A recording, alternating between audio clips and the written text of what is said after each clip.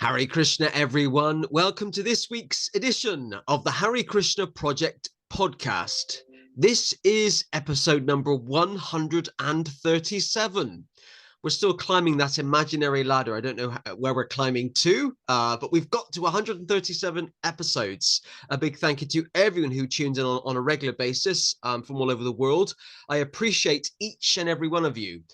Do not forget, if you're watching this on YouTube, if you haven't already, to hit the subscribe button so you can be kept updated about future podcasts and video productions from the Hare Krishna Project. And or if you're watching this on Facebook, to like or follow the Hare Krishna Project Facebook page. And I know that whenever I say that, the number of subscribers or followers does go up. So it shows that you are listening to me. So thank you. As you know, I love to actually, my passion is to meet as many people as possible and to interview people from all over the world. And we're kind of doing that. I mean, I've not interviewed anyone from North Korea yet, but maybe one day. But today we are back off to the United States of America. And for some bizarre reason, the United States of America is always in the UK news at the moment. Maybe something's happening there this year. I don't know. I'm I'm absolutely delighted to welcome our guest this week. It's Rukmini. Hare Krishna. Hare Krishna, hello. Thank you for inviting me. No worries. It's good to have you with us. We were just chatting before we started recording that I think well, in this life, we first met about 8 years ago, in 2016. Yes, I think so. It was in Edinburgh in Scotland. Yeah. Yeah, that beautiful place called Scotland. And I remember it very well, actually. I remember the Rath Yatra in the park. And I mean, we can talk about it more later, but I met you and your husband. You were running a preaching center, big religious word there. You were running a preaching center. And I remember that trip to Scotland very well. Yeah. And actually, you and your husband did, you know, when I say make a mark on me, but I remember you both well because you were so kind and hospitable. And, you know, we did have a number of events together over a whole week. So yeah, it's great to have you on the podcast. Okay, so we're going to start off with a nice easy question. It's the first question that every guest gets just to warm us up. Yeah. So, Rukmini, please tell us a little bit about you and where you are from. So I am from Lithuania originally, and I moved to Scotland maybe 15 years ago now.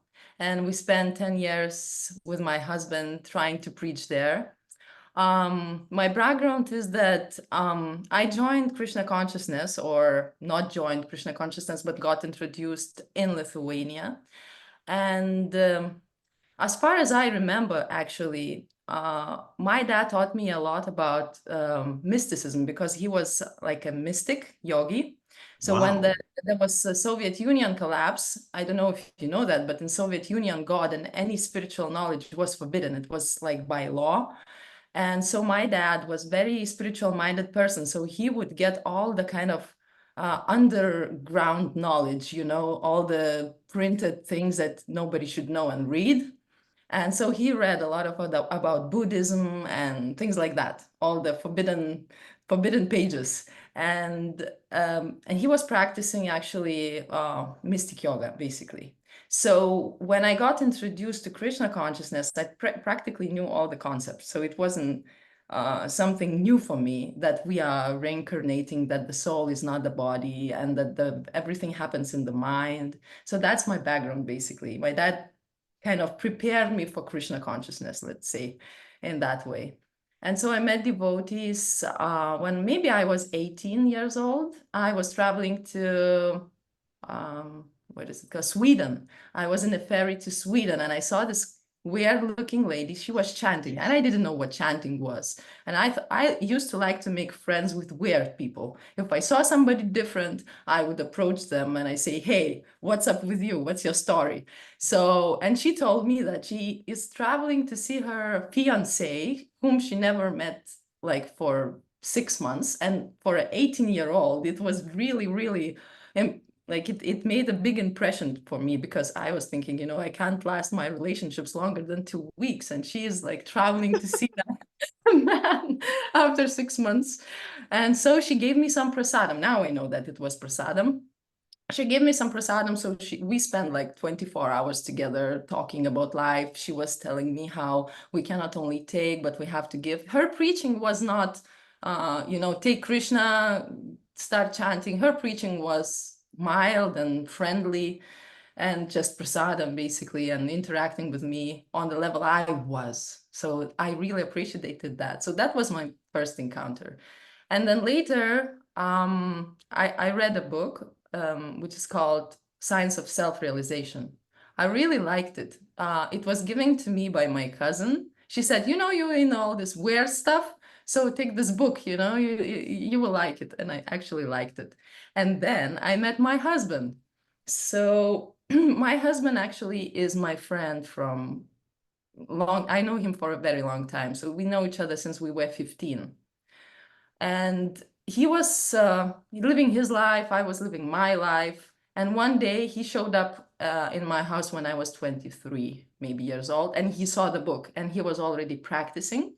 And he thought, oh, she's reading Srila Prabhupada. Probably it would be interesting to catch up. So we were trying to catch up, and we understood that we are no longer friends. We are more than friends, and we got married and started going to the temple actively. So, and then we got married and left to Scotland. So Wow. that's, yeah. Wow. Wow. Can I ask a question about your father? So Yeah. he was, or he is your father still with us? Yeah, he is. Yeah. So he was a kind of mystic yogi, and he was reading mystical books during the time of the Soviet Union. Yeah. So that's kind of pre 1993. Yeah, Soviet Union collapsed in 1991. So yeah, it's around the time I was born in 1987. So at that time he was already like into some spiritual things. But then he got more and more into mysticism when I was around 9 or 8 years old. So he found his path then. And we used to do really interesting things, to be honest, like past life regressions, astral traveling. Wow. We used to meet in the woods in a secret witch gathering and run through pile of, the charcoal that's left after the fire and it's still red and hot. So we used to do that to clean our subtle bodies and things like that. So it was really mystical, but in the same time, it created distance between me and material world because I couldn't relate to it in the same way anymore. So I Mhm. was becoming weirdo quite early, So yeah. So that was my childhood basically. Instead of Wow.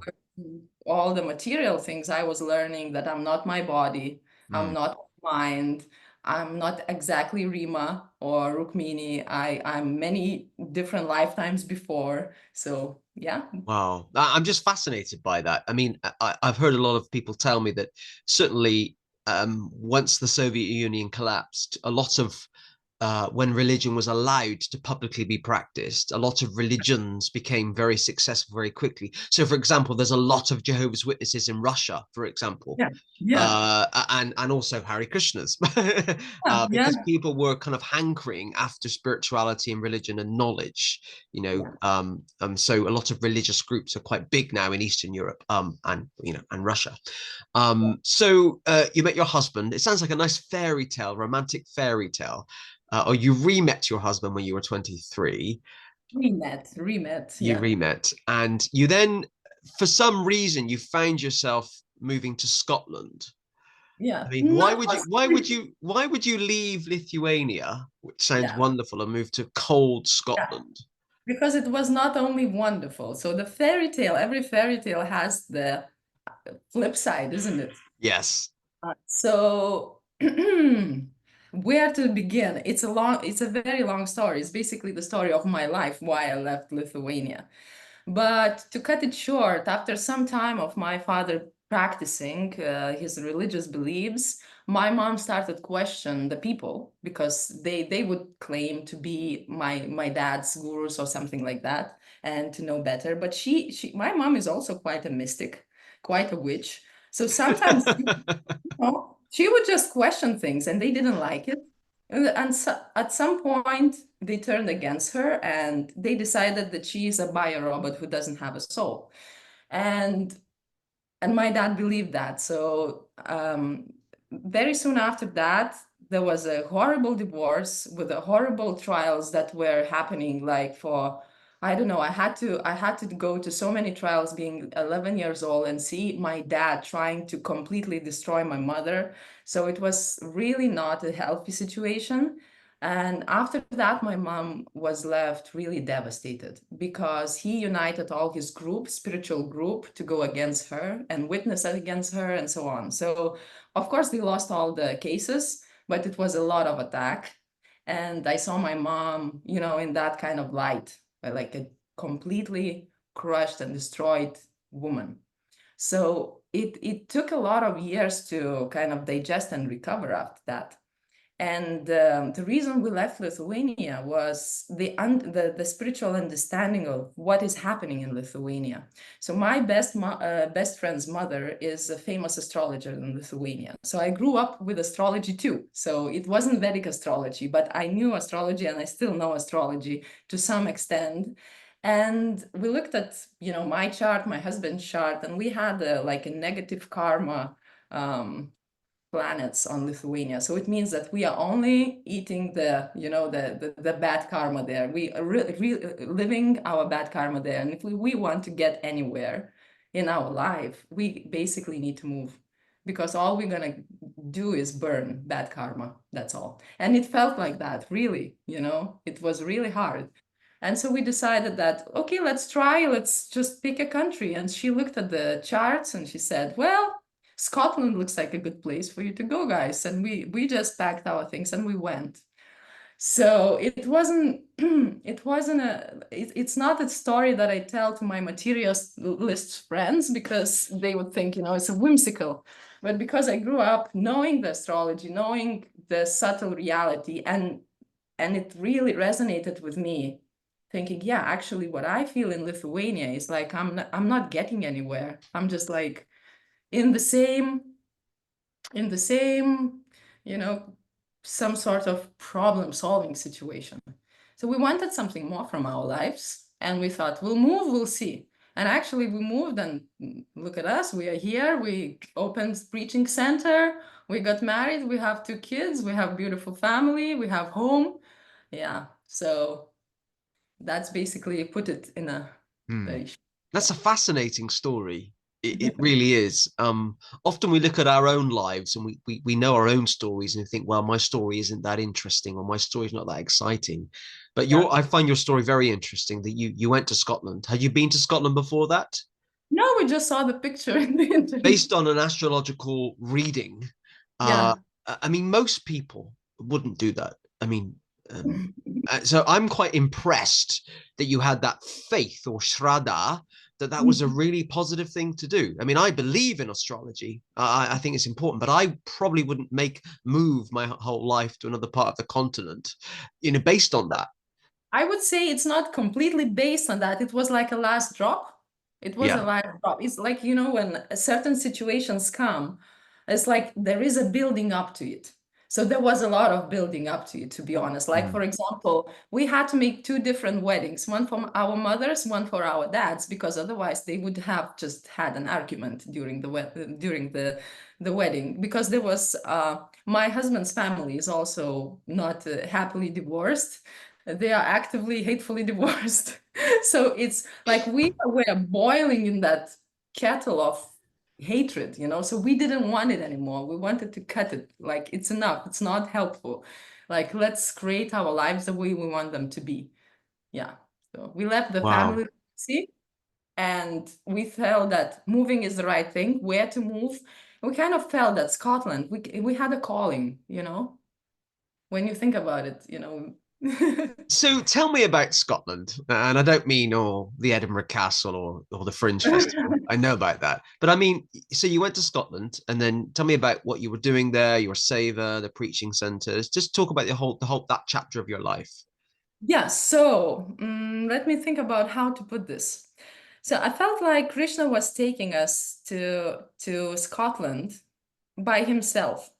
I'll tell you a few examples. So we came to Scotland, and the only person we knew was my jewelry master's friend whom he met once in a pub, and he took and so he gave me his phone number to call him when I'm in Scotland. So the story goes, we have two luggages, we have the phone number of a man we never met, and we decided to call him the same day we landed, so just to ask for advice, what to do. And so he came to meet us, and he said, okay, guys, where you gonna sleep? And we say, we're gonna sleep in Pilton. And he became pale and said, no, you're not sleeping in Pilton, because there were some hostels. We thought we'll just go. But then I remembered when we were teenagers, I was 15, I gave my husband a book about train spotting. And train spotting, I don't know if you know that book, but it's a famous book about drug addicts, and they are from Pilton. And that's exactly the scenery of Pilton. So he wanted to save us from Pilton. And he said, sleep at my place. I'm a landlord. I have a flat that's going to be available in 2 weeks. I see that you are decent people and you can live in that flat. Okay, so we decided to go to his place, and we go to his place and we see Gauranga, on his fridge, the magnet Gauranga on his fridge. Oh, it's like great. Wow. He knows devotees. His girlfriend is Lithuanian, and she used to go to Hare Krishna, you know? So the next thing we know is we had to spend few days with my husband's, I don't know if it's classmate or friend from university, but basically we slept at his place, where one girl was coming to rent a room we were sleeping in, and she left her things there in a big box. And I looked at that box, and it was full of Hare Krishna books. It was just like, oh, Krishna is here too. So everywhere we went, we saw Krishna, and we understood actually it's not only astrology that took us here, it's Krishna. So in this way, we started living in that man's flat, and and we wanted to meet devotees. And my husband inquired, so where do we get those devotees? We knew that there was a temple in Edinburgh. We knew that there was there was a farm community, but we didn't have a car yet. We were very poor. We just came from Lithuania. We sold our car, and that was the only money we had. So from the car sale. And then we thought, let's go to the city center. And if we hear Harinam, that's where devotees are. And that's what we heard. We heard kartals. And I don't know if you know, but people from Karuna Bhavan don't go to Harinam so often to Edinburgh. So it was a kind of a coincidence. We went there, we ran, trying to hear the sounds of kartals. We ran after the sound of kartals, and we met devotees, and we got introduced. They told us where to come for the programs, and then we came to the programs, and so everything started. Yeah, so that's the way we met devotees in Scotland. That's an Yeah. incredible story. You can literally pinpoint or map out each thing that happened over that period of time where you just were given the random phone number of this person, and they had a Gauranga sticker on their fridge, and you went down to the town center and you heard the Harinam. It's like literally Krishna is all over that story. Yeah. Because for lots of us it doesn't happen like that at all. Yeah. I mean, I guess if you look for Krishna's everywhere, but your story is just quite amazing in terms of how that's all kind of happened. Yeah, and I think it's also my training, the fact that I had a mystical dad made me look at the signs that are around. Maybe somebody wouldn't have noticed it, but I have this mind of spiritual detective. Like I'm trying to see what Krishna is telling me everywhere. So I saw it. Maybe somebody else wouldn't have seen that. Yeah. So which year was it that you moved to Scotland? Which year? 2012. Yeah. 2012. And do you, just out of interest, do you remember that Harinam that you saw? And do you remember which devotees that they Yeah, were? yeah, there was a devotee. I don't remember his name now. What's his name? The brahmachari devotee, the tall devotee who was doing a lot of books. He was one of the famous book distributors. What's his name? Sharanga? Ragana. Yeah, No, Sharanga. Yeah. Raganath? not Raganath. no, no. He's married to Jagannatheshwari now. What's his name? I just forgot his name. Chaitanya Vallabha. Yeah, Chaitanya Vallabha was there. So yeah. I think Raghunath probably was there, but I remember Chaitanya Vallabha very well because he was like tall, like Yeah. very, very like different, different. Different. We're all different. Yeah. Fascinating. So just to kind of how did, so just out of interest, how did you then get to running a preaching center? Because that's quite a big step. I mean, when I met you guys in 2016, so it's 4 years after arriving in Scotland. How did you get to be running a Hare Krishna official preaching center in Edinburgh? Yeah, that is a good story. To be honest, I'm a very brave and bold person. So if somebody tells me that, this is how Krishna consciousness is practiced, I'm going to try it. This is what we do. We don't sit back. I like to bring value where I go. So I tend to think of myself as a little creator. Like Krishna is a big creator and I'm just a little creator. So I'm trying to create value where I am. And I looked at Scotland and it was really sad. It was a surprise for me that there was no center. There were 5 devotees in Edinburgh and they looked really sad to me. And I was thinking, I came here all this way and I'm gonna, like, we will have these sad namahatas. And I thought, no, let's create a pace. So we started organizing meetings in our home every week. I was texting everybody personally, inviting people to come. I was cooking prasadam. I was trying to build a little bit more than just, we have a namahata. I wanted to build a little community. And then I felt really inspired from Krishna. I don't know. I feel like there was some sort of divine empowerment that I really felt. I had a lot of energy. I really wanted to do it.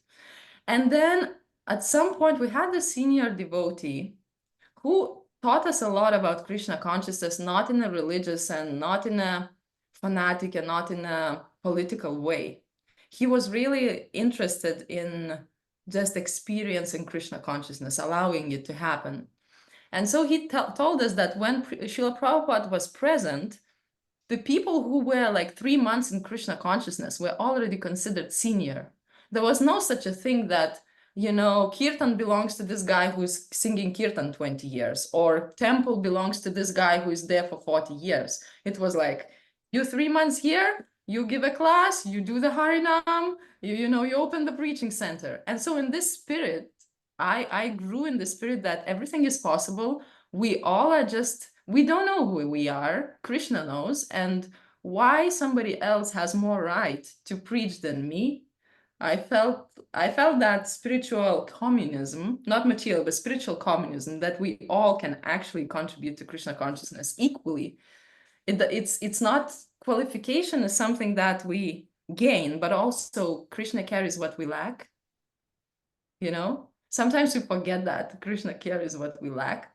And so I was confident that Krishna will provide, and he provided a lot of lessons. I mean, we were 25, fanatic, and had no experience, and were harsh, material people who were trying to squeeze everything from Krishna what we could. But still, Krishna allowed us to do that. So as we were growing as a community, we trusted each other. We were just simply reading Bhagavad Gita together, being friends. Everybody was bringing prasadam. Not one person was a leader, So we were collectively engaged, equally responsible for what was happening in our little sangha. And I think this is where Krishna consciousness really sprouts from. It's not from rules and regulations or chanting alone in the corner. It's from communal effort to create atmosphere of Vaikuntha or of, free of anxiety space. So we all were ready for that. And soon we thought, it was so real and so powerful that we thought, let's bring it out to other people. And so we wanted to open a center, like Srila Prabhupada opened a little storefront. We thought that seems manageable. We asked for a couple of devotees to contribute monthly to the payments. And little by little, we got people who wanted to donate and were interested in our preaching, because our preaching was very different from probably what you know about Scotland. It was, if you come here, you will sing Hare Krishna Mahamantra, you will learn harmonium, and it's gonna be, you know, shared. We used to have kirtans where we each sing for 5 minutes. So we didn't have a kirtan leader or class, somebody who's giving class every day, you know, like everybody had to give a class, everybody had to sing a kirtan, everybody went on Harinam and led Harinam. Everybody was playing mridanga, whatever, you know, if you didn't even know it properly. So I think that was the empowerment, you know, if we were not limited to our achievements. That's actually, I find what you've just said very inspiring, because you do find that we do find that still in the Krishna consciousness movement, this kind of spiritual communism, and this kind of building from the grassroots up, where everyone's included, everyone's involved, we're all equal, in the eyes of God, you know. You can still find it, but it's quite rare. Unfortunately, the bigger an institution becomes, the more organized, and I use that word lightly, it becomes, and there's more of a hierarchy, and there's schedules, and there's timetables, and you need a qualification to do this, and you need to attend the academy, you know. And I mean, I think the last time I checked, if you want to be, I don't know, initiated in ISKCON as a 2-year course. Well, Very nice. Prabhupada didn't used to do 2-year courses. Prabhupada thankfully didn't. I mean, we could, that's another issue, but and I remember when I think I visited the Gauranga, was it the Gauranga Center? Gauranga Mantra Center, yeah. Gauranga Mantra Center. I remember visiting a few times, I think 2016 and 2017. And I do remember that feeling of, we're all in this together. Yeah. You know, I mean, I'm not a kirtaneer. I was asked, I did say no, but everyone was given the opportunity to do something. Yeah. And I remember your husband just kind of, I remember him very much empowering people, and you know, asking people if they wanted to do different things. And so, and you were running the center for a few years, I believe. Yeah, I think it was for 3 years that we ran. It's not only me and my husband. Actually, we ran with the original, you know, group who created this atmosphere. So the atmosphere that we created among each other, the Krishna conscious, the real, actual loving relationships, this was the base for Gauranga Mantra Center. It wasn't our ability to administrate or our achievements. It was our loving relationships and our dedication to reading Srila Prabhupada's books together, to come to conclusions together, to have discussions together. You know, it was just togetherness that brought us to Gauranga Mantra Center. And we tried to keep the spirit. It was hard, to be honest, because one thing is, you know, to bathe in that ecstasy, and the other thing is, like, you have to face the reality. You have to pay the bills. You have to be practical, you know. And somehow, every time, Krishna was sending just exactly as much money as we needed to pay for the rent. I don't know how it happened. It was just exactly the same amount every time, even if somebody didn't donate, then somebody suddenly appeared and gave us, you know, what we needed. So yeah. So it was 3 years, and we learned a lot. We made a lot of mistakes, for sure. And some of those mistakes maybe harmed our own relationships with other devotees. And I understand it now, but unless you really want to experience Krishna consciousness, you have to understand that it's like we offer this spiritual practice. We say chant and be happy, but what we also offer is to have relationships with God. So to have relationships with God, you actually need to learn how to have relationships with people. And this is a very hard process. And I think in some ways, Krishna consciousness is like this fast track, you know, of getting to Krishna, where you will experience every relational problem so that in the end, you can actually relate to Krishna. So this is how I see it. And if you are afraid of that and you don't take initiative, you don't take responsibility, you'll just, you know, you'll stagnate. So for me, this Gauranga Mantra Center was, one, it was preaching, but the other one, the other thing is that it was really, really big lesson about how to relate to people. So yeah, that's how I see it.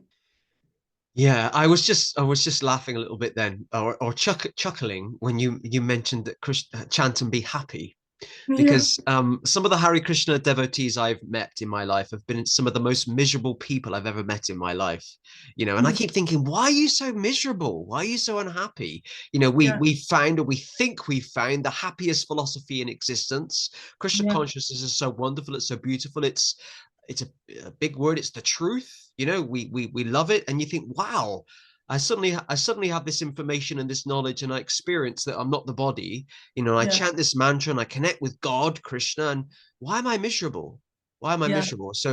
Yeah, so Hare Krishna people are some of the most miserable people I've ever met, which is quite sad, actually. Yes, I also think that way. But I think it is because the anartha nivriti process that is provided by Krishna conscious process, it's not necessarily provided in any other process so much. And you get that, you get there and it's really painful, you know? And you can get stuck into thinking, oh, this person did this to me, and this happened to me, and that person said this about me. And, you know, but if you meet somebody else, you're kind of meeting your own karma. So Mm, unless you see it through the eyes of what Krishna wants from me in this connection. Like if you don't do introspection, you'll get stuck. You'll think authorities are guilty, you know, husband is guilty, this and that person is guilty. I believe that it's a material platform because the responsibility of spiritual life is our responsibility. Basically, in the end, we're all gonna die and nobody will stay here. And you know, what are we bringing out of this life? If we bring resentment, anger, and so on, uh, I don't think it's taking us closer to Krishna. mm, mm. Okay. Let's fast forward a bit. Let's talk a bit about Yeah. now, if possible. So you're Yeah. not in Scotland anymore, are you? No, I'm now in Alachua. So we had two children in Scotland, and we understood that the preaching life is no longer practical. So we couldn't run center anymore. We had to close it, and we understood that, you know, Srila Prabhupada taught that there has to be time, place, and circumstance. And our time, place, and circumstance was that we are family with two kids in Scotland with no external support. You know, majority of devotees in Scotland were, you know, like Varna Prasta people. So they would chant these 64 rounds and do all the services, and that's very nice, but we couldn't be a part of that. So we needed association of other families and also support from, you know, outside, some sort of support. So we did our little investigation, and majority of devotees who are traveling the world suggested that Alachua is the healthiest place for family life. And so we tried. We tried to get here, and we did. Mm, mm. That's amazing. So you're in Alachua, Florida now. Yeah, yeah, Very different from Scotland in so many ways. Um, and quite keen now to talk about what one of the things, one of the very important things that you're doing in your life, because you've got some friends behind you. We've got yeah. I some brought a friends that have joined us. There's a whole audience. yeah. It's amazing. So you're the founder and creator of Krishna's Shadow Puppet Theatre. Yes. Amazing. And I've seen some of it on the internet online, and it's amazing stuff, actually. I love it. Can you tell us a bit about it and what inspired you to set it up?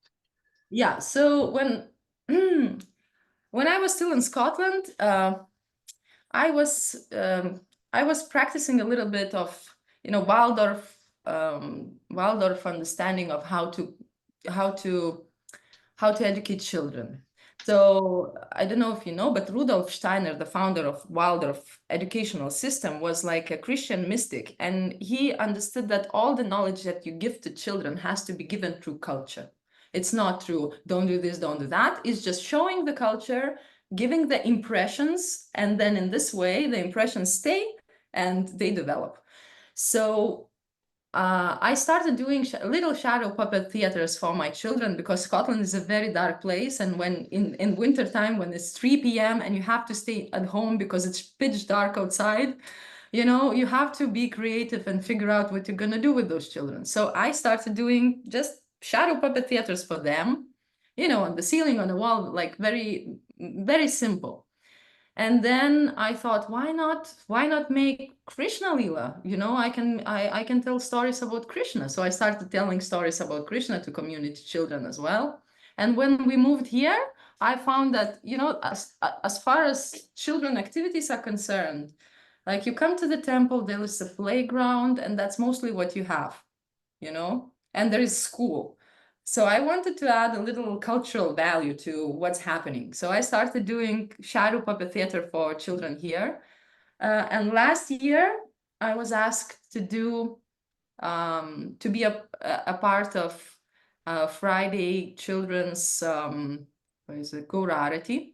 They used to do every Friday Gaurarati for children, where children can just go nuts and just sing Hare Krishna and do whatever children are doing without, you know, disciplining them in the temple and things like that. So after the Gaurarati, I would set up my my things on the stage and I would tell a story, a different story every time. But I got really tired and I thought, if I'm gonna cut all this and do this every week, it's so much work. You know, it's just, I did it by hand. So I decided, why don't I just make a book? So I made a book for children with shadows. And then after some times, you know, I like challenge. So I decided, why don't I just make puppets? So I made some puppets too. Yeah. So that's the Wow. story.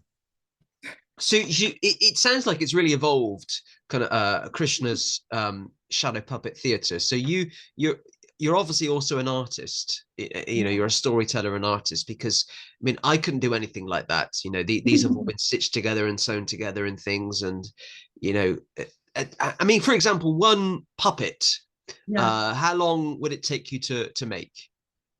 Maybe 20 hours. 20 hours. And obviously you know you're a full-time mum, you've got two kids. Yeah. So 20 hours over, it would take a week or a month or Yeah, I would say 1 week for one puppet. So I was kind of, yeah. So in between when they went to sleep and, you know, sometimes they actually, the reason why I'm doing this instead of chanting 64 rounds is that my children are happy for me to do this. And my idea is that, you know, you have to grow your bhakti together with your children. So if I cannot sit and chant, if I sit and chant and I sit and read, they climb on my head, they scream, they have a fight. But if I just sit and stitch puppets, they stitch with me, they interact with puppets. You know, it's not that I'm going against something. So it's mm, fluid. I feel like this kind of service I can do because my children are entertained by this kind of service. And it's a seamless, like, there is no conflict. You know, I'm doing something childish, like that's suitable for children. They like to see me doing that. And it's also an offering to Krishna. So, mm. yeah. And your children are also engaging in service as well, Yeah, yeah. whether they're Actually, aware of it or not, they're still doing that. yeah. You know what happens is that after every rehearsal that I have, they sing the songs or they tell the story, like they repeat what I Mm, said. So they get they they they get exposed to the philosophy in this way, in a cultural way. mm. So big um how big is Krishna Shadow Puppet Theatre? I mean, how active are you? I've seen some stuff on Facebook. Do you do regular plays and performances for children in the community and stuff like that? Um, Now, as I released the book, I didn't do so much, but actually well, not so much. It is the theater production actually takes a lot of time, especially puppet theater. And I made an offering for Lord Balaram and Lord Krishna for Balaram Appearance Day. So we made a beautiful pastime about killing the Dhenukasura for community. And it was on Monday, I think, we had this play. A lot of people came. I don't know, a couple of hundred people came to our play, and we recorded it, and I will put it on YouTube because it's amazing. We had 5 actors manipulating the puppets, and yeah, that I made, and we were rehearsing. So it is active, but the how to say, the result is like you have this play for 15 minutes and this all that you see, but actually the preparation is taking a couple of months. Hmm. So yeah, active. And I mean, do you intend to do more? I mean, like Yeah, you've just yeah, said something I was absolutely thinking. You've put a lot of preparation. I know it's all savor, but you put a yeah, lot of preparation into it for what a 15 minutes yeah, performance, or maybe that's not the best word to use, but play. yeah. Are you going? Are you? Yeah, I mean, maybe not a road show, but are you planning to do something like more of them? Yeah, I'm planning maybe for Kartik. Maybe for Kartik, if we resume our meetings for children, I will come. Krishna and Balaram can always read a book for children. I'm going to a Gurukul next Friday, and Krishna will come and tell the story about his birth, and he will interact with children. So I'm going to use those puppets for different reasons. It's not going to be only, you know, on the stage and only play. I'm going to make some videos for children, like explaining Krishna conscious philosophy in a simple way, maybe 3-5 minute videos or something like that. So I have a lot of creative ideas that I can do with those puppets, you know, so I'm going to do it. I was thinking to bring Krishna to Janmashtami and read the Shadow Puppet book for children.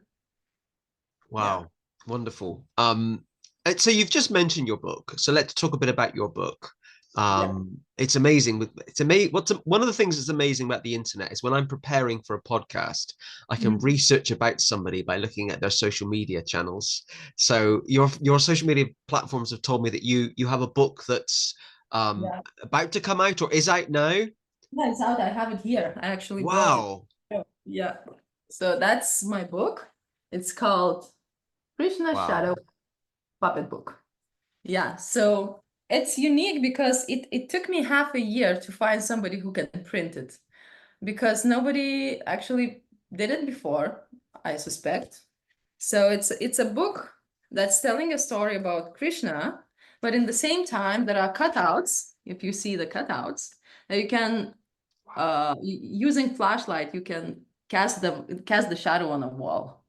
So yeah, so So you go you to the did you design this image of So Krishna's yeah, face?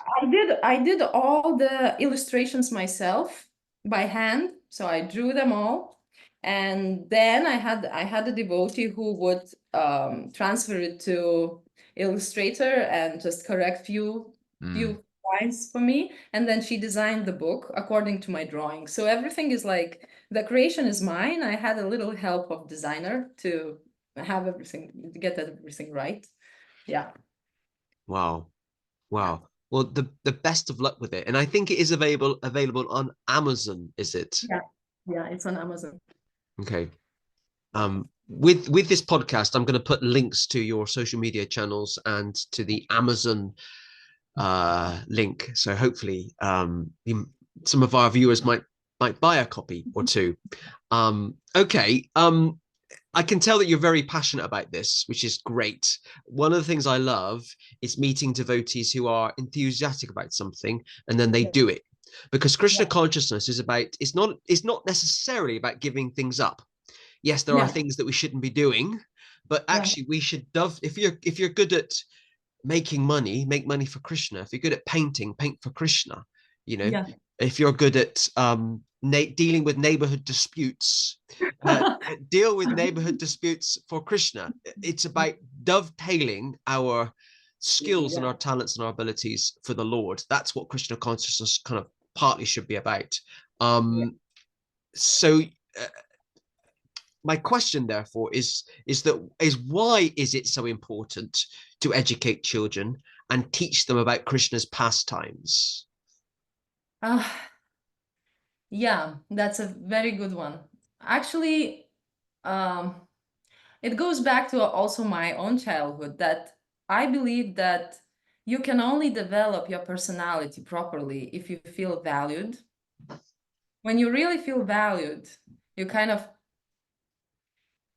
you you trust the environment and the environment trusts you and there's like exchange of energy. So I have an impression from my childhood from my father when we used to spend some time together, and instead of giving me to watch TV, which I was asking as a child, you know, what you want to do? I want to watch TV. He created a big TV from a box and he made a TV for me and he cut out a little people from a magazine and he was doing all the stories. And I felt something when he was doing it. I really felt something, and I understand it now that I felt valued instead of getting rid of me. And you go do your children things. He was engaged with me, Mm. giving me his like adult time, putting his heart into something to give me.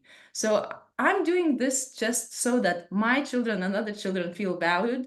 And the other thing is, in Krishna consciousness, in ISKCON, we have such a bad reputation of dealing with children. I mean, we don't need to go in lengths of that.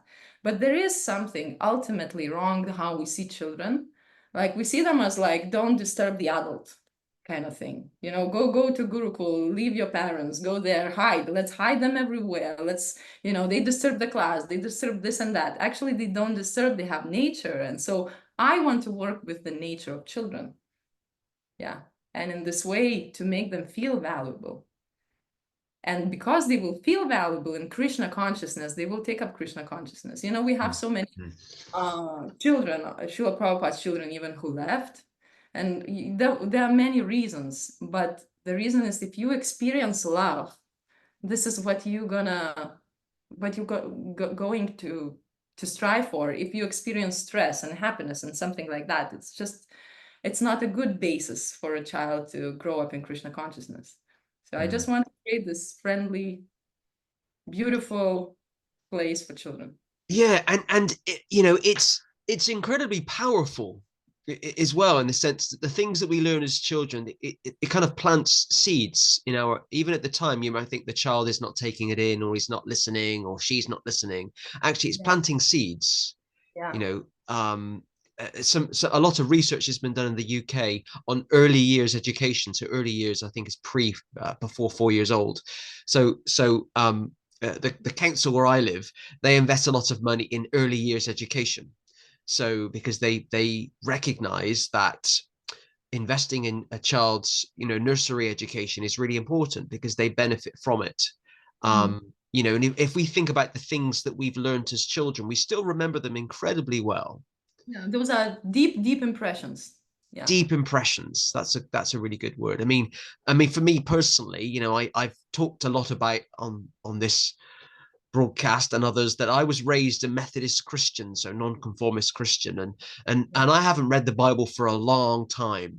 But I remember my Bible stories from when I was young really well, because they made a deep impression on my mind. And in fact, I'd probably say I know the Bible better than I know Vedic literature, possibly, because what I learned as a child really made an impact on me. Yes. The things that we learn. So I have no doubt that these shadow puppet shows, these shadow puppet theaters, are having a huge impression on children.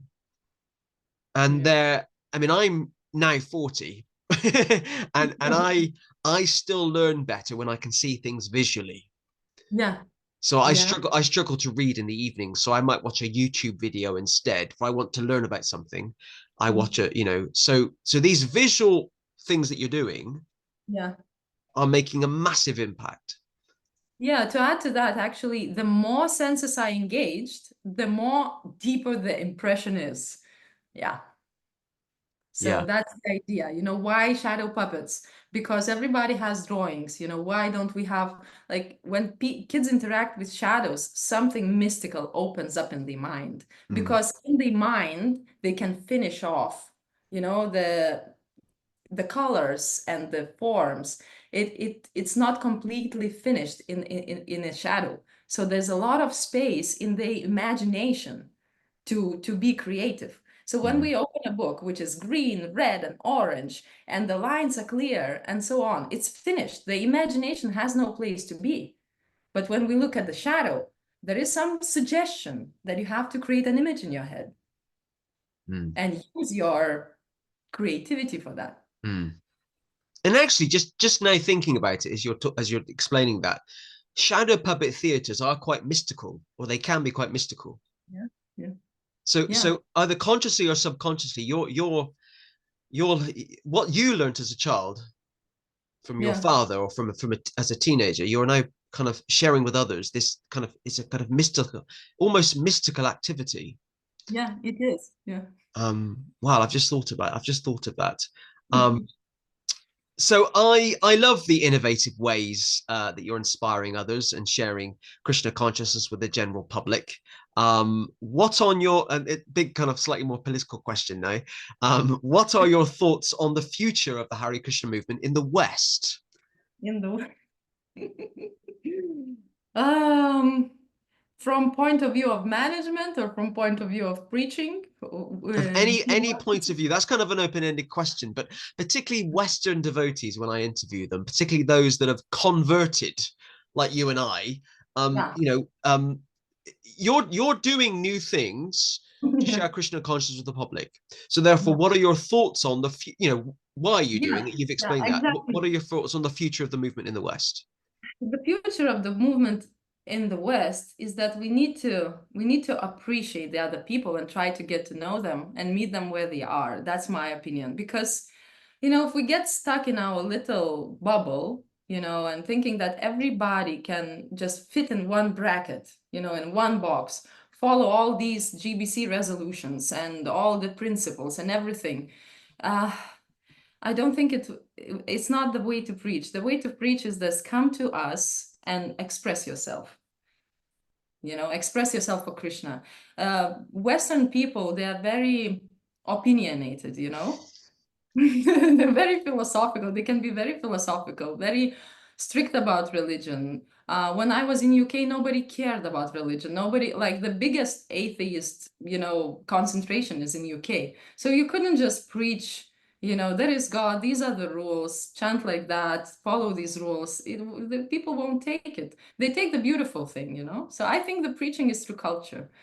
I met a lot of Srila Prabhupada disciples here, and they were telling me, how many theater productions they were doing, how many puppet shows they were doing, like thousands. They had like hundreds of puppets hanging there, they made a little like exhibition. And it was really creative. It was really fresh. They were making like this Rath Yatra charts, and everything was new and fresh and live. Nobody was restricted to, this thing, that's your kind of achievement. So you just do this, So I think it's true creativity. Yeah. The Mm, invitation to creativity. Nobody can tell you what you can or cannot do for Krishna. I don't think we can control people like that. mm. And in terms, I mean, so you're living in Alachua, Yeah. which I believe is the largest community of devotees outside of India. I think I was Yeah. once told that. So you must be seeing things there that are different. I mean, what's I don't know much about Alachua, but what's happening there in terms of trying new things to share Krishna consciousness with the public? Actually, I wasn't involved with preaching so much. My preaching was to to to do dramas. I was in some plays that are not related to like to my own production. I was just playing, and I know that some people came to Krishna consciousness because they saw a play. So this is my preaching. What they are doing, I'm not quite sure. There is a Bhakti center, I think, in Gainesville. The Gainesville is like one of the bigger uh towns here next to Alachua. So they probably do a lot of different kind of preaching. They have, I'm not quite sure how it's called, Bhakti Institute, or The Bhakti Institute, yes. they have some sort of institute. They deal with the people who are from, like scientific background. So they're preaching to scientists in a scientific way. I think it's great. The more variety, the better. Yeah. Yeah. I think Uh, it's I think it's the problem is not preaching. I think like preaching is a big thing, and we nailed it. The problem is when people come, how we relate to hmm, them. hmm. We respect. I'm following Lord Chaitanya to be respectful, to be tolerant. That's yeah. I think that would be my question. The follow up after that. Yeah. Yeah. I yeah, well, it wouldn't surprise you that I agree with that. We have to be as accepting as possible and Yeah. as inclusive as possible, just like Prabhupada was. And take interest, like I'm here Yes. for the last 2 years. I would say the relationships that I made in the beginning of the coming here, that the same relationships I have now. as a new person, I don't feel that somebody came and asked me like, what's your story, or who are you, So I think that there is a way we have to take interest in people, because how will we know what they can use for Krishna? Yeah, how Mm. will we know what's the most valuable thing of their life they can give? you Mm. know? Yeah, yeah, I agree. And in terms of the support that you've had for the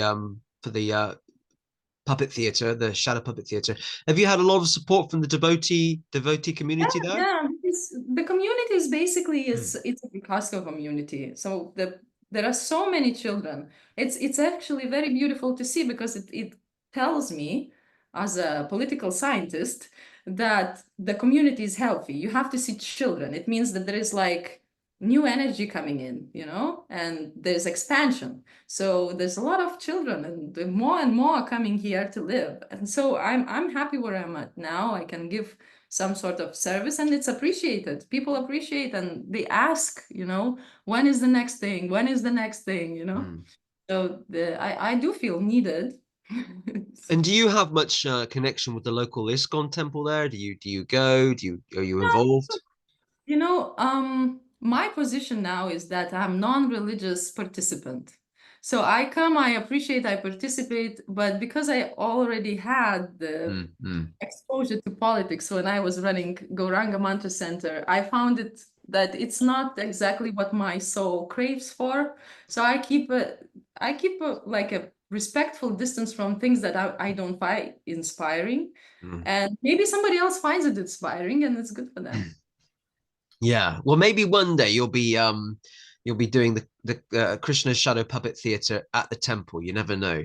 Yeah, I do it at the Oh, you have temple. done it at the temple. Yeah. So the theater production that we just made with these puppets was in the temple stage, and Lord Balaram and Lord Krishna from the altar came to watch it. Wow. Yeah, That's incredible. It's amazing that you were able to do it at the temple. It yeah, is. yeah.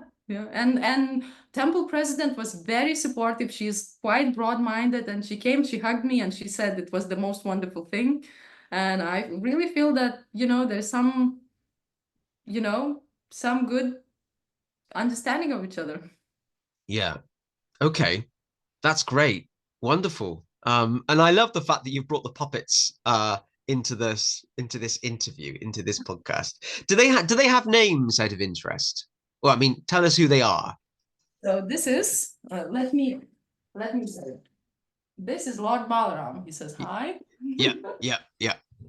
So Lord Krishna is here. Lord Krishna has a flute, and he can wave hi. And this is Subal, but I'm also planning to use him as a bhakta in my videos. So they can speak, as you can see. Yeah. Are you also a ventriloquist out of interest? No, but I'm trying. First time that I made puppets in my life. Wow. So, yeah. Well, they look very professionally well done. I wouldn't have thought it was the first time that someone had made them. Um, Yeah. and then there's another individual, another personality on the end. Yeah, this is the last one. So he is in this play. He was Taka Krishna, but I made him when I was already when my fingers were hurting already. So I'm not so proud of him. But actually, it's quite cool. I will show you. He has ability to move his hand exactly the way I would move my hand. Wow. Like for example, oh, hello. And they're quite big because when they were sitting back on the seats, I thought they were smaller. Now, actually, No, maybe they are maybe 3 feet in length. Yeah, they are the size of a kid. So this is Balaram. So he's the biggest one. See, he's like up to Wow. my yeah. Amazing. Wow. Wow. So, Fantastic. I think it's wonderful. I wish I lived in Alachua. I could come in person and see one of these shadow puppet theater shows because they do look wonderful. yeah. So if people want to find out more or see what you're doing, you're on Yeah. social media. You've got different social media channels. Yeah, so as an artist, I have like one page where I do everything. So it's on my Instagram. I have my own Rukmini Devi Dasi page. So you can see the poetry. I write poetry sometimes for Krishna. You can see there my shadow shows. You can see how I make all these arts, my drawings, my book. Then I have a separate page for my Krishna Shadow Puppet book. And I have a page for community on Facebook about my shows. And I have YouTube channel where I put the Sure. videos, and I'll put a video of our recent Killing Dhenukasura play on YouTube this week. Yeah. Yeah, could be there, and yeah. I'm going to make sure that with this podcast, I have the links to everything you've just told me. So Yeah. Instagram, Facebook, Amazon, and YouTube, so people can kind of follow and find out more about what you're doing. Yeah, it's wonderful. Okay, is there anything else that you particularly want to share with us? Anything you want to get off Uh, your chest? Because you just mentioned you're a political scientist. yeah. Is that Well, like a profession or a job or something or an graduated interest? from, yeah, I graduated from politics actually, but in the same time, I had a jewelry master that I met accidentally outside my house, and I had to kind of mentally juggle what I want to be. Do I want to be a teacher because I have a teacher's diploma in political science? So basically, I Mm. can teach at school about politics. And then I'm also very artistic, as you can see. And I was trying to understand, oh, maybe I should just dedicate myself fully to jewelry making. So I never made up my mind, but I think the both things are following me wherever I go.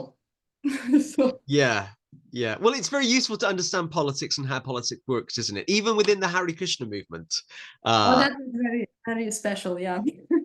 there's a lot of politicians in the Hare Krishna movement. Yeah. Yeah. People I trying was to, one too. Yeah. yeah, absolutely. I've been there. Okay. Believe it or not, you and I have been, well, we've been recording the podcast for about an hour. Hmm.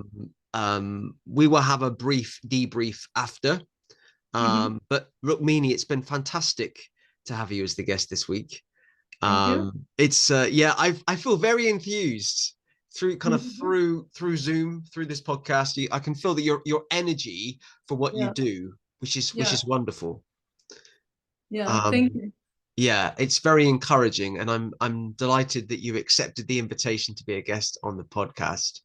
Yeah. Um, and I hope that lots of people watching or listening will go and look at some of those links I'm going to post, Yeah. Facebook and YouTube, and yeah, find out more about shadow puppet theatres, which are Yeah. quite mystical. I think quite mystical. Do you Uh, know that around the world there's a tradition that, dates back like 5,000 years ago? They were showing Ramayana already, in Bali, in Indonesia, even in India, like with puppets, like from, I don't know, thousands of years ago. And it's still live culture in Java, in Bali. I had some people texting me and writing devotees who live in Indonesia. They said, I was growing up with seeing these shows, and they were very like thanking me for doing this. Even the generation of our parents, if they lived in India, like people who would be my parents' age, they would still remember how Ramayana was told in streets. When it would get dark, they would put a mm, sheet mm, and they would have like Ramayana puppets to show the story. mm, mm. Yes, I'm just in the culture. I've seen some of that on TV, on the internet, certainly in places like Bali, Indonesia, kind of in southern Asia. There's Mhm. a lot of shadow puppet theaters or shadow puppet shows are still quite mainstream. Yeah, yeah, it's a You part know, of culture. it's a part of culture because maybe, well, in Britain it's not, Yeah. unfortunately, but it's yeah, in a lot of the world it's still very kind of mainstream, which is excellent. So okay, so Rukmini, I think I'm just going to say goodbye to the audience at home, and you and I can have a brief debrief after. But it's been fantastic to catch up with Rukmini after all of these years. From Scotland to Alachua, now doing these wonderful puppets. It's amazing how you catch up with people after years, isn't it? And they're doing all these fascinating things. when I bump into friends from school and they're doing something completely different. But I'm very grateful to Rukmini for being our 137th guest on the Hare Krishna Project podcast. Do not forget, if you're watching this on YouTube, to hit the subscribe button if you haven't already, or if you're watching this on Facebook, to like or follow the Hare Krishna Project Facebook page. Also, don't forget, I love to receive constructive feedback. Everyone is entitled to their own opinion. Both Rukmini and I both live in democracies. You're allowed to have your own opinion.